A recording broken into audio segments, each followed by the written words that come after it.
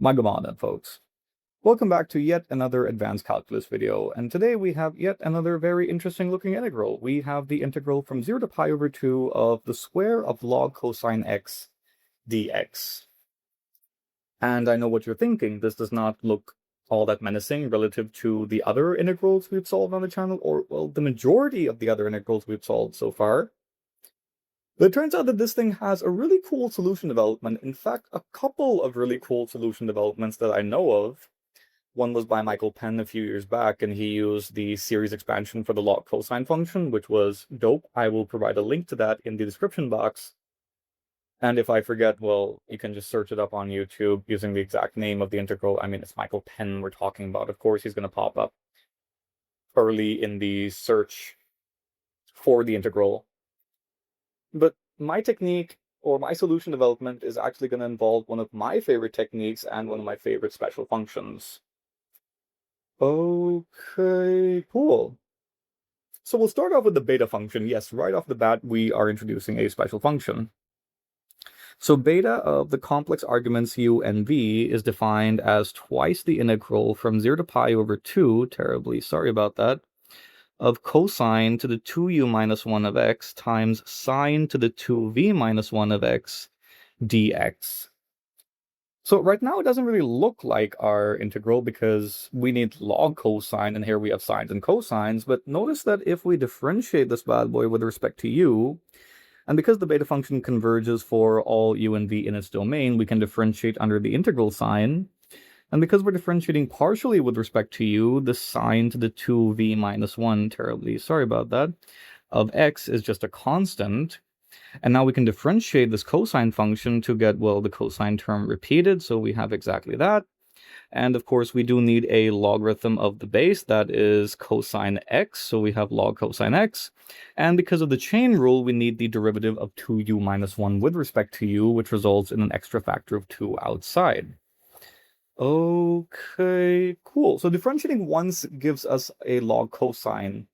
And it's pretty easy to see that if you differentiate with respect to u twice, then you get an extra factor of 2 again. So that's 8 times the integral from 0 to pi over 2. Notice that my 8 has actually changed in shape. It looks a lot more 8-like.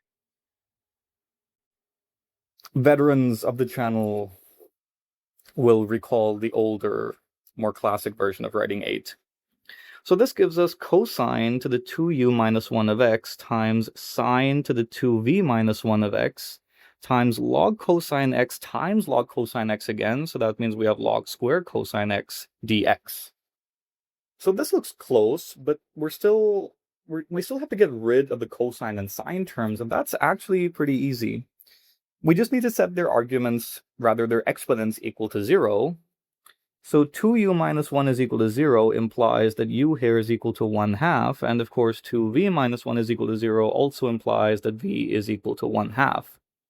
So what we're interested in is the second derivative of the beta function with respect to u, evaluated at u equals v equals 1/2.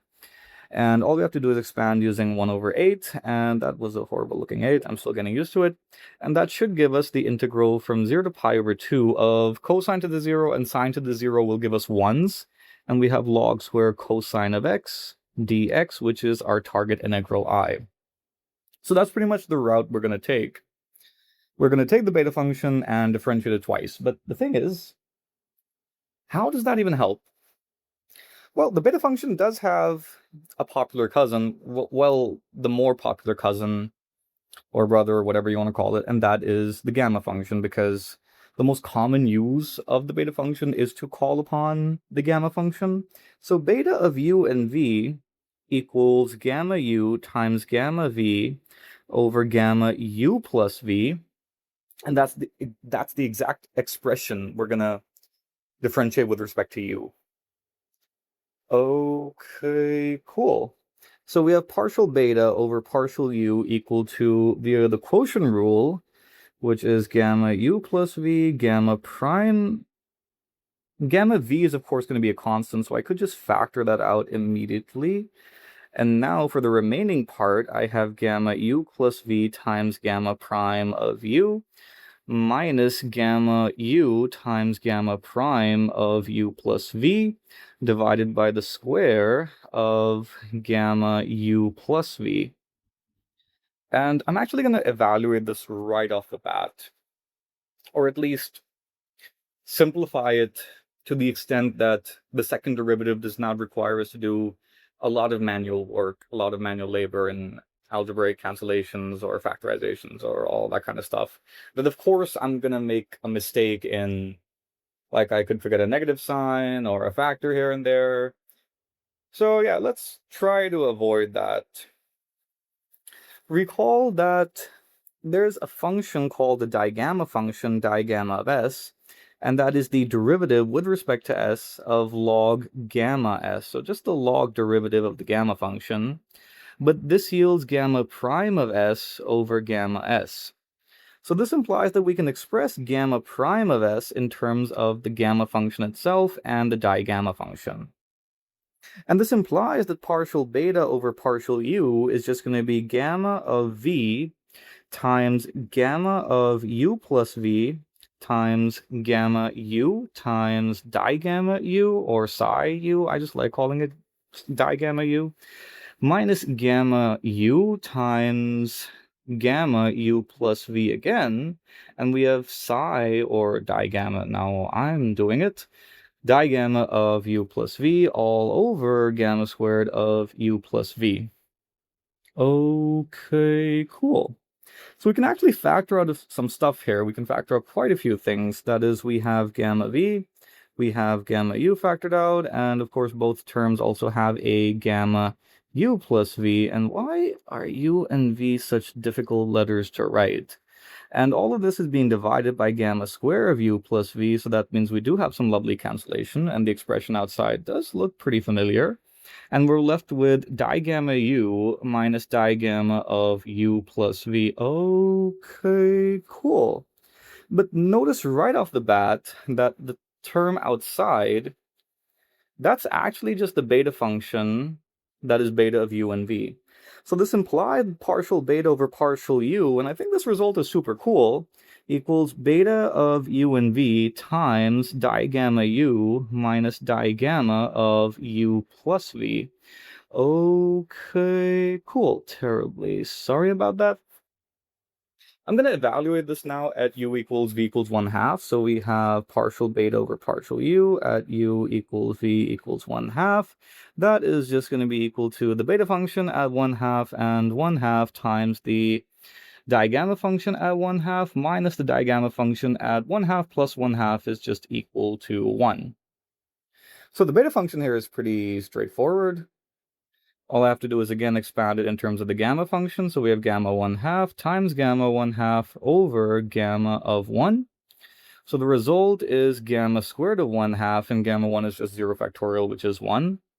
So we have gamma 1/2 equal to root pi, and that whole thing is squared. So the result is going to be equal to pi. Quite nicely done indeed. That is just beta of 1/2 times 1/2. Okay, cool. And if you want to auriform, you could just evaluate the same thing using Euler's reflection formula.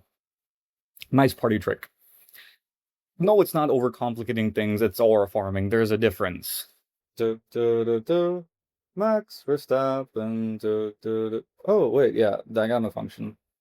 So the digamma function evaluated at 1/2 is just going to be gamma prime at 1/2 over gamma of 1/2. And via our really cool t-shirt for the gamma function's derivatives, we know that gamma prime of 1/2 is just negative root pi times the Euler-Mascheroni constant plus 2 times log 2 over gamma 1/2 is again root pi. There's some cancellation. And the result is negative Euler-Mascheroni constant plus 2 times log 2. And gamma 1 is also pretty nice. That's just the negative sign comes later. Yeah, I think I skipped a couple steps in my head. We have gamma prime of 1 over gamma 1, so that just results in gamma prime of 1, which is negative Euler-Mascheroni constant. And you just get the feeling that the Euler-Mascheronis are going to cancel out. They're there for aesthetic purposes. But yeah, they're definitely going to cancel out. You just get this feeling, kind of like Hamilton. You just get a feeling that he's going to get a 5-second penalty because, you know, he's Hamilton. That's a different rant. We'll go over that in a separate video or perhaps in the comment section. Yeah, great race today, especially from Lando, but I still think Ferrari should have done better. Okay, cool. But then again, you had Verstappen had a great race. You gotta give it to him there. What was I talking about? Oh yeah, the expression for the derivative of the beta function at u equals v equals 1/2. So that means partial beta over partial u at u equals v equals 1/2 is just going to be equal to pi. That's the beta function evaluated at 1/2 and 1/2. And inside we have, well, let's see. Oh yeah, a negative Euler-Mascheroni constant, negative 2 log 2, negative of the Euler-Mascheroni constant, which is, of course, plus Euler-Mascheroni, and that means, yeah, it's gone.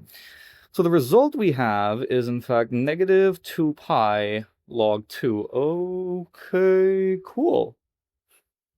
Okay, so that was pretty cool. And now let's get back to the expression for the derivative, because we're going to have to differentiate this thing again. So let me just copy this down. So we have copy, thank you, technology, and paste. Okay, cool. So this implies that the second derivative of beta with respect to u is going to be equal to partial beta over partial u, product rule time, digamma of u minus digamma of u plus v, plus the beta function times, now the derivative of the digamma function is actually the trigamma function, and we have trigamma of u minus trigamma of u plus v. Yeah, it just keeps getting better. Okay, cool. So now what? Well, all I have to do is plug in the values of u and v, and then we should be good to go. So we know what the derivative of the beta function at u at these values, with respect to u at these values, that is, gives us a negative 2 pi log 2 term, and we are left with a digamma of 1/2 minus digamma of 1 term that I think we already know what it evaluates out to, because we do have digamma of 1/2 being this thing, the Euler-Mascheroni's cancel out, so yeah, again. And the only surviving term is a negative 2, what? Yeah, it's negative 2 log 2. And what else do we have? Well, we do have, again, the beta function evaluated at 1/2 and 1/2. So that means it's again gamma square of 1/2, which is just pi. And now we're interested in trigamma of 1/2 minus the trigamma function evaluated at 1. Now, trigamma function has a really cool series expansion. We have trigamma... Oh, wait. First, we need the series expansion of the digamma function, so it makes more sense, at least on a derivation note. So the digamma function can be expanded as... I mean, if you have digamma of 1 plus z, then you can expand it as negative Euler-Mascheroni constant plus the sum over k from 1 to infinity of 1 over k minus 1 over k plus z. Okay, cool. So if I differentiate this with respect to z, then I have trigamma of 1 plus z, and that is equal to, again, the Euler-Mascheroni constant has to go away. Its derivative is 0. And we have the sum over k from 1 to infinity, and the derivative of 1 over k is also going to 0. We have negative signs canceling out, and okay, we got 1 over k plus z whole thing squared. And now if we want the trigamma function evaluated at 1/2, we should let z here equal to negative 1/2, so that we have trigamma of 1 minus a half is just, well, the remaining half. And that equals the sum over k from 1 to infinity of 1 over k minus 1/2 squared. And then we can simplify this and write this as the sum over k from 1 to infinity of 1 over 2k minus 1 squared over 4.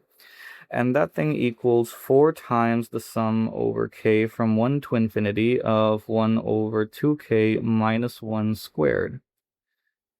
Which is looking good so far. I mean, this does look like it should be related to, what's it called? I mean, this little result by the great Leonhard Euler. Oh yeah, the Basel problem. I'm just kidding, of course I did not forget it. Or did I? What exactly were we about to do? Oh yeah, recall that the sum over n from 1 to infinity of 1 over n squared is pi squared over 6, but before I write it out, I would like to decompose the sum into sums over even and odd integers, so that we have the sum over k, terribly sorry about that, from 1 to infinity of 1 over 2k squared, plus now for the odd integers, we need the sum over k from 1 to infinity of 1 over 2k minus 1 squared. So this thing is just 1/4 of the sum over k from 1 to infinity of 1 over k squared. So that's like a quarter of the Basel problem. So this implies that pi squared over 6 minus 1/4 of pi squared over 6 is equal to the sum over k from 1 to infinity of 1 over 2k minus 1 whole thing squared. And this implies that, well, to get the trigamma function of 1/2, I just have to multiply this thing by 4. So we have trigamma of 1/2 equal to 4 times 3/4 of pi squared over 6, which just results in some fancy cancellations, and we have pi squared over 2, which itself is a really pleasing result. And by similar token, the trigamma function at 1 requires z equal to 0, so that we just have the sum over k from 1 to infinity of 1 over k squared. Again, Basel time, we have pi squared over 6. Okay, cool. So all of this implies that partial square beta over partial u squared equals a bunch of terms that I just have forgotten. So that looks like a 4 times pi times log 2 squared. So let me just write that out. For pi, that's a horrible looking 4, pi log squared 2 plus beta function of 1/2 and 1/2 is just pi. I remember that. And then we needed pi squared over 2. That's trigamma of 1/2 minus trigamma of 1. Okay, cool. Now for, well, the actual, hardcore calculations. Oh man, I should have bought the $100 subscription for Claude Code for this. I mean, I'm really gonna need Fable 5, or what's it called? Yeah, Maple Syrup or something, whatever the model name is. So we have pi cube outside. Okay, I'm done with that. 1/2 minus 1/6. I'm gonna carefully expand by 3. Do not try this at home. I repeat, do not try this at home. I am a seasoned professional. 3 over 6. Very carefully indeed. Now, I'll just carefully combine the fractions into 1 by the common denominator, mumbo jumbo. And we have a 3 minus 1, which, as per my table of weird symbols, is equal to 2. So we have 2 pi cubed over 6. And 6 is actually equal to 3 factorial. That's something I remember. And 3 factorial can be expanded as 3 times 2 times 1, which means you can get rid of the factors and you're left with a pi cube over 3. Oh, I just barely made it out alive, guys. Like I said, seasoned professional. Do not try this at home, kids. So what on earth is the result after all of that intense effort? Oh, dear me, I was supposed to delete this thing. So the result is, well, just pi cube over 3 for this bad boy. And recall that we're interested in the integral I, which is 1/8 of the second derivative of the beta function. And that means we are left with a pi over 2 term times log square 2, terribly sorry about that, much better, that's the best log I've written throughout the video, plus a pi cube over 24th term. I hope you enjoyed the video. I hope you learned something from the video. Be sure to like and subscribe. Take care of safety regulations for doing basic arithmetic. Thank you. See you next time.